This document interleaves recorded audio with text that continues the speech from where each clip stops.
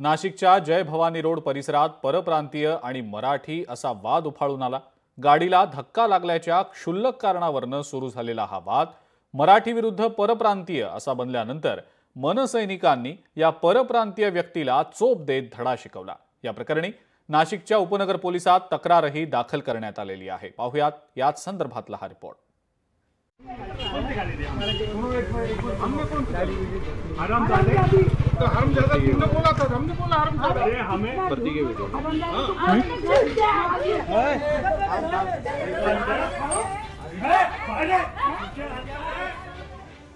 मराठी अमराठीचा हा वाद आता देवभूमी नाशकात पोहोचलाय।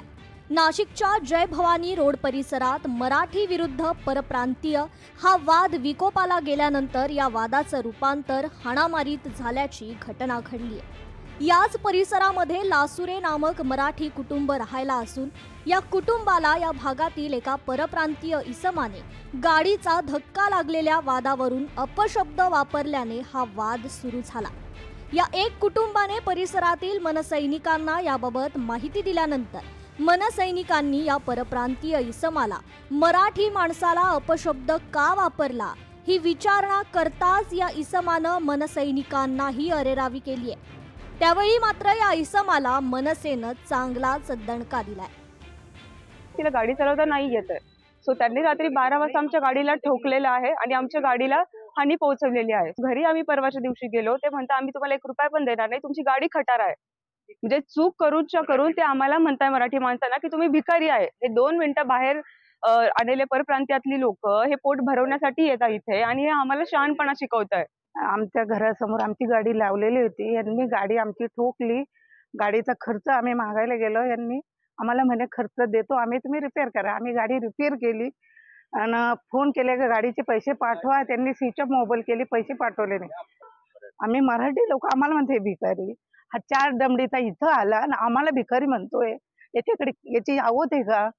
मराठी माणसाला शिव्या देण्याची याची पद्धत आहे का? त्यांना समज देण्याचा आधी आम्ही प्रयत्न करा। आम्ही आधी हात जोडूनच बोलत होतो, पण नंतर त्यांची उर्मट भाषा चालू झाली की हे गाडीच भंगार आहे, हे लोक बी भंगार आहे आणि मराठीत बोललं तर तुमची जी विनंती ती आम्ही मान्य करत नाही, आम्ही हिंदीत बोलू, तुम्हाला काय करायचं करा। मग याच्यावरून मग आमचा मनसैनिक आहे, शेवटी आमचं पण महाराष्ट्रात राहतो आपण, मराठी आलीच पाहिजे हे आम्ही त्यांना सांगितलं। मग आमचा संयम सुटला आणि मग महाराष्ट्र मनसे स्टाईलने आम्ही त्यांना उत्तर दिलं। दरम्यान या सगळ्या वादानंतर या परप्रांतीय कुटुंबियांनी देखील आपली बाजू मांडली। केवळ गाडीचा धक्का लागल्यावरून हा वाद झाला होता। आम्ही मराठी माणसाला कुठेही शिवीगाळ केली नाही किंवा अपशब्द वापरला नाही। आम्ही मराठीचा सन्मानच करतो, पण झालेला हा वाद व्यक्तिगत असल्याचा परप्रांतीय कुटुंबियांचा दावा आहे। मराठी लोग हमारा भाई है, हम मराठी खुद हम लोग यहाँ से इतना सालों से मराठी के साथ रह रहे हैं, कोई छोटा सा भी शिकायत किसी से नहीं है।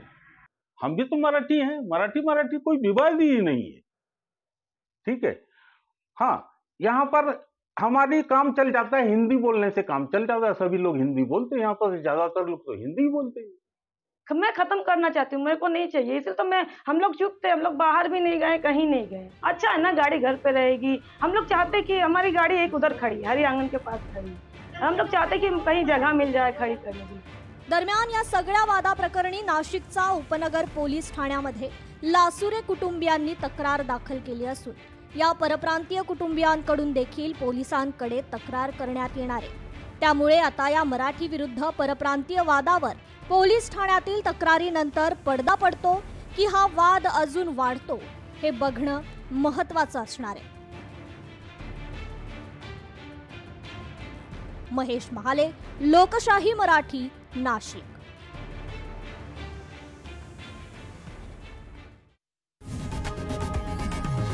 लोकशाही मराठी ऐका, पहा, जागरूक रहा।